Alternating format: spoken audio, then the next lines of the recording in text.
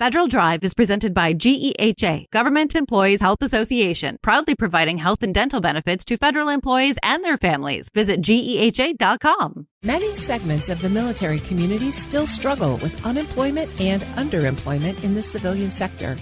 Veterans, spouses, and members of the National Guard and Reserve all have different challenges and could use some individualized assistance. Here with some helpful resources is the CEO of Hire Heroes USA, Ross Dickman.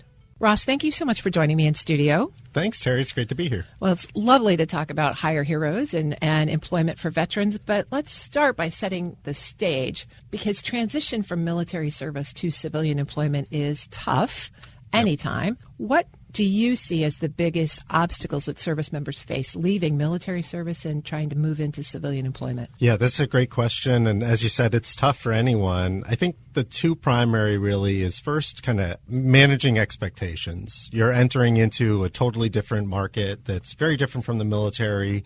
And, you know, in the military, when you start, you've got a career progression timeline that goes up the next 20, 30 years if you want.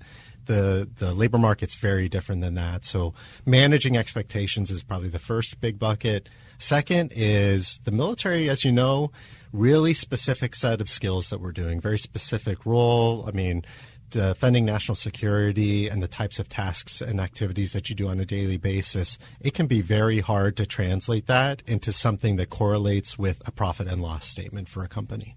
So there's two sides to this transition, really. There's the service member side, but there's also the corporate side.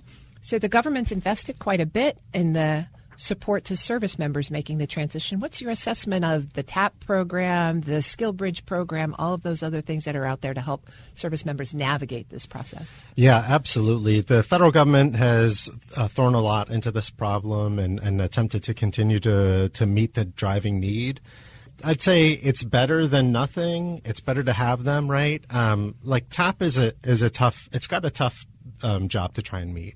Is 200,000 separating service members plus military spouses in the family unit every year to try and meet that level of scale with personalized demand and federal bureaucracy, federal standards of behavior at all the installations and sites across the globe.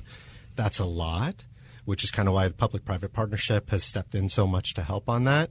SkillBridge, I think, has been a wonderful program, but also has some stressors on it at unit commanders as they try to navigate their manpower readiness and force protection and the rest. But the internship model of SkillBridge and the execution of that, I think, has given companies a great insight into the value proposition of hiring veterans and being able to see the performance that they bring to a company. Well, you're an advocate for individualized assistance here. What do you have in mind when you talk about that? I think of it as highly tailored, one-on-one, personalized to the individual, their skills, their experiences, their goals. That looks a lot different for everyone. You know, we've worked with some separating sergeant first classes who were, or first sergeants, you know, they're capable of leading a unit of a few hundred people, of driving standards of performance. I mean, these are revenue generating people. But they might want to be back in an individual contributor role because they were kind of tired of overseeing 300 soldiers. On some standard, if we were looking at that without personalization, you might see a first sergeant who's left, you know, leading a big unit and now they're moving into an individual contributor role. That could look like a failure in transition. But based on that person's goals and based on the service member's individual needs, that's a success. They're in a job where they have purpose, they have identity, they're home in the amount that they want to be. It means that they're volunteering in the community the way they want to be. It means that people look at them and see the value of a veteran in their community in that right way, and then it builds and sustains the force overall. Well, you're talking about senior enlisted folks there, but in my experience, the folks who had the most difficulty were those coming off their first enlistment, who had done their time, were getting out, maybe 22, 23 years old, and navigating them from military service to employment is a whole different ballgame. It absolutely is. You know, we identified a few years ago that junior enlisted were the least likely to use services and signed up the latest for services. Recent reports from the American Enterprise Institute and other research organizations show that same thing. Junior enlisted have some of the biggest barriers, and not discounting as well that in this labor market, having a degree, having any kind of a degree, is still considered a marker of potential. And junior enlisted are about 20% less likely to have a degree than the general labor market by age. I'm speaking with Ross Dickman. He's the CEO of Hire Heroes USA. One of the things that I know the Department of Labor has tried is working with the companies themselves, teaching company HR folks about the benefit of hiring service members, about the value of apprentice programs. How are you engaging in those conversations? Absolutely. And that's worked such wonders with hiring managers, human resource personnel, and especially company executives, executive sponsors, and veterans ERGs. We work with companies as well, whether that's conducting training with them to help understand career progression and navigation of military members, or upward mobility, promotion, and retention. What we've seen and what research from LinkedIn's Veterans Opportunity Report has shown is that when that kind of company culture is inclusive in that way, veterans not only perform better, they stay longer, and they get promoted faster in organizations. And things like the Vets Index, when comparing companies with strong veteran recruiting programs to the S&P 500, have shown that those companies with strong veteran recruiting programs outperform the S&P 500. One of the things we found there was once companies kind of got on board with the changes they needed to make their organization veteran friendly, it was more friendly for everybody. And that's the big piece that contributes to that, I think. So we're talking here mostly about the impact on active duty transitioning.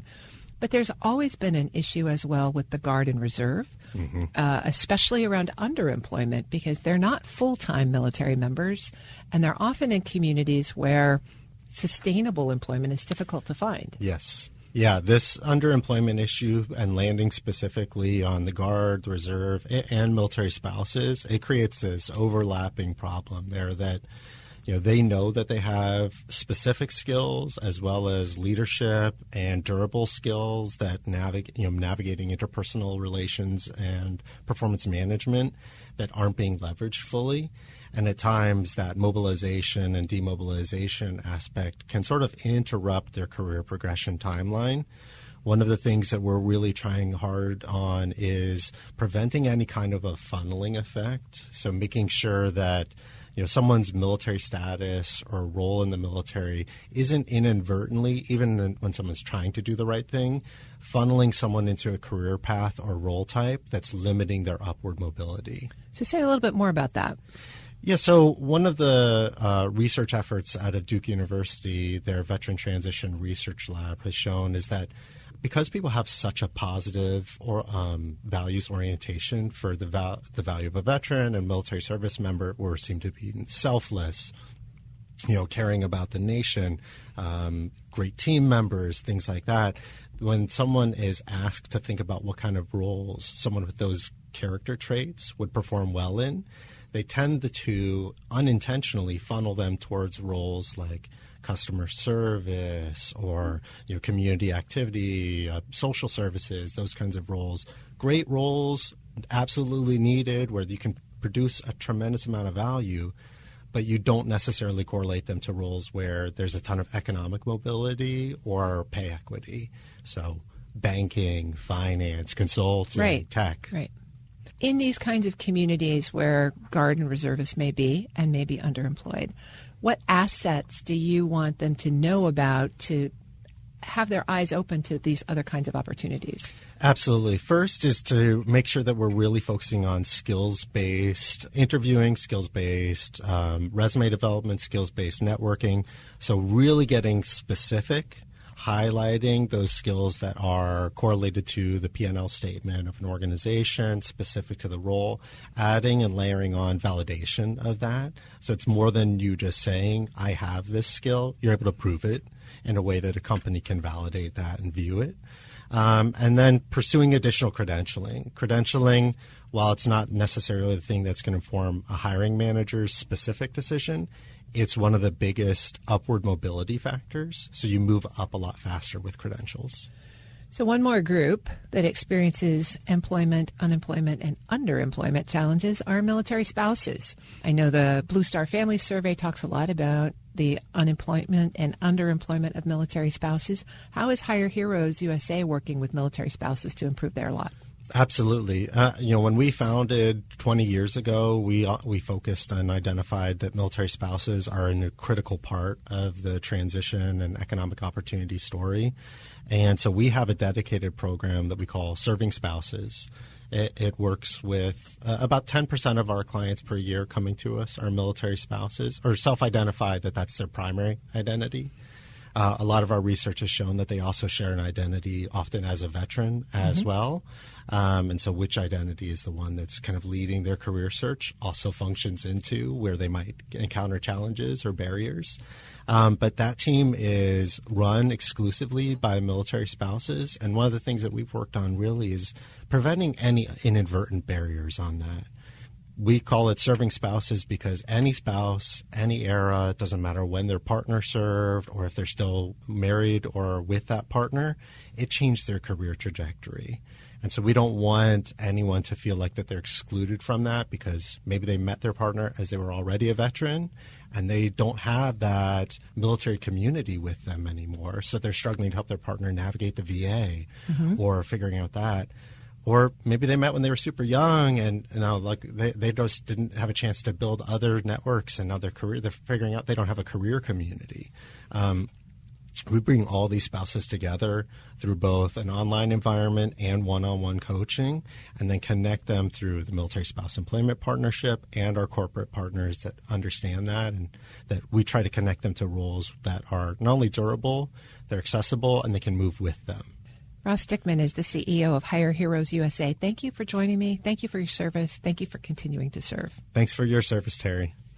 We'll post this interview at federalnewsnetwork.com/Federal Drive. Listen to the Federal Drive on your schedule. Subscribe wherever you get your podcasts.